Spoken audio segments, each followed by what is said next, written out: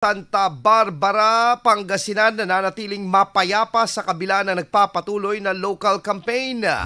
Para sa detalye kasama natin Idol Neil Moyano. Bantay Balota 2025 Midterm Election. The RMN News Special Coverage. Nananatiling payapa at matiwasay ang bayan ng Santa Barbara sa kabila ng nagpapatuloy na local campaign. Ayon kay Police Lieutenant Colonel Michael Datwin ng Santa Barbara Police Station, kahit umano magkatunggali sa eleksyon, maayos at wala pang naitatalang report o anumang insidenteng humahantong sa awayan o bangayan ng mga kandidatong tumatakbo. Peaceful and manageable pa naman po yung sitwasyon dito.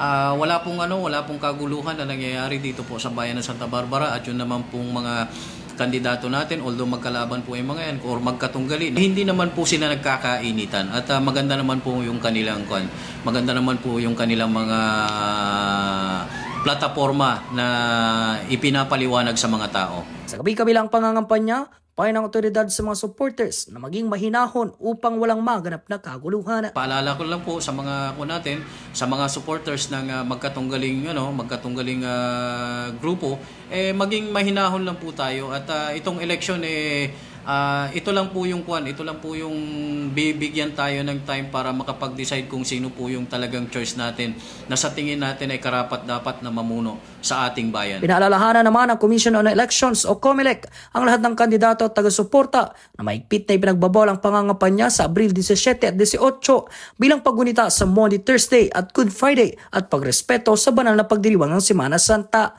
Kasama mo mula rito sa FM News Dagupan, ito si Idol Neil Moyano, Tatak IFM. IFM News. IFM News. IFM News.